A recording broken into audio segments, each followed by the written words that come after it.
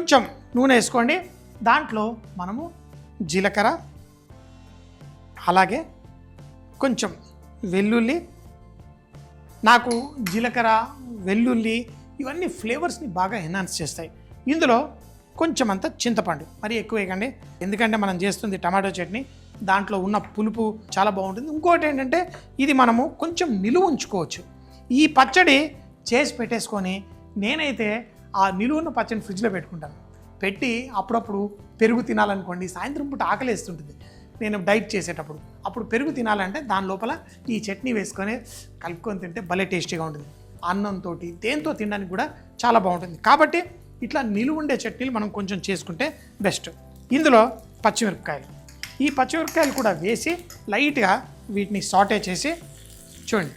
ఇప్పుడు దీంట్లో కొంచెం పసుపు, అలాగే మనం టమాటాలు, ఈ పసుపు వేసి ఆ నూనెలో లైట్గా టాస్ చేయండి. టమాటాలు కట్ చేసినవి వేసేసుకోండి. ఇప్పుడు ఈ టమాటాలు సాఫ్ట్గా కుక్ అవ్వాలి.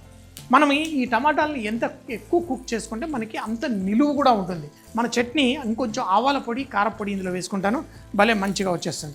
దీంట్లో ఫస్ట్ కొంచెం ఉప్పు వేసుకుందాం. నిలువు ఉంచుకోవాలి అంటే కొంచెం ఉప్పు లైట్గా కొంచెం ఎక్కువ వేసుకోవాలి, లేకపోతే మామూలుగా టేస్ట్కి తగ్గట్టు వేసుకోండి. చూడండి ఇప్పుడు పర్ఫెక్ట్. చాలామంది దీన్ని రోజువారీ పచ్చడిలా కూడా చేసేసుకుంటారు. కాకపోతే మనకి ఏదన్నా కొన్ని పచ్చళ్ళు ఎప్పుడు ఫ్రిడ్జ్లో ఉండాలి. పచ్చళ్ళు ఉంటే మనకి ఇంత అన్నం మిగిలిన ఒక రొట్టె చేసుకున్న చాలాసార్లు మా నాన్నగారు సాయంత్రం పూట నాకు ఏమొద్దు ఒక రొట్టె కావాలంటారు.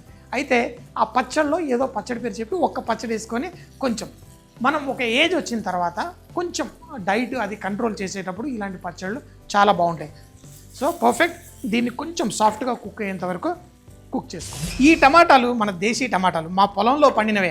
అయితే ఈ దేశీ టమాటాలు చట్నీలకి భలే సూపర్గా ఉంటాయి. అందుకే కొంచెమే చింతపండు వేసాను. అదే కనుక బెంగళూరు టమాటాలు అలాంటి తీయటి టమాటాలు వాడారనుకోండి, అవి పిజ్జాలకి, సాసులకి బాగుంటుంది, కానీ మన చట్నీలకి ఇదే బెస్ట్.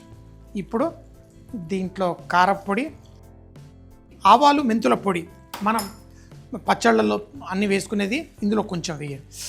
దీనిది ఇంకొక టేస్ట్ ఇంకొక లెవెల్కి వెళ్ళిపోతుంది. చూడండి ఇంతే, ఇంకా కుక్ చేయాల్సిన అవసరం లేదు. ఉప్పు కూడా ముందుగానే వేసేసుకున్నాను. దీన్ని కట్టేసి చల్లారిన తర్వాత దీన్ని పేస్ట్ చేసి పెట్టుకోండి. మనకి దీంట్లో గ్రైండ్ చేసేటప్పుడు ఇందులో పులుపు ఎక్కువ ఉంటుంది అన్నాను, కొంచెం అంత పంచదార వేయండి.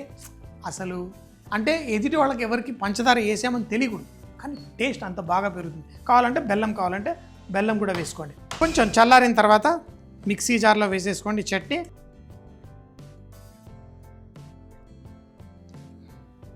చిటికెడంత పంచదార, చిటికెడ వేయండి. టమాటో చట్నీ చేయడానికి పెనంలో కొంచెం నూనె, జీలకర్ర, వెల్లుల్లి, చింతపండు, పచ్చిమిరపకాయలు, పసుపు, టమాటాలు వేసి తగినంత ఉప్పు వేసి స్లోగా కుక్ చేసుకోండి. ఎప్పుడైతే టమాటాలు సాఫ్ట్గా పర్ఫెక్ట్గా కుక్ అవుతాయో అందులో కారపొడి, అలాగే ఆవాల, మెంతుల పొడి వేసి కొంచెం కుక్ చేసి తర్వాత మిక్సీ జార్లో వేసి మనం గ్రైండ్ చేసుకోవాలి. దాంతోపాటు కొంచెం పంచదార కూడా వేసుకొని గ్రైండ్ చేసుకుంటే చాలా చాలా టేస్టీగా ఉంటుంది చట్నీ.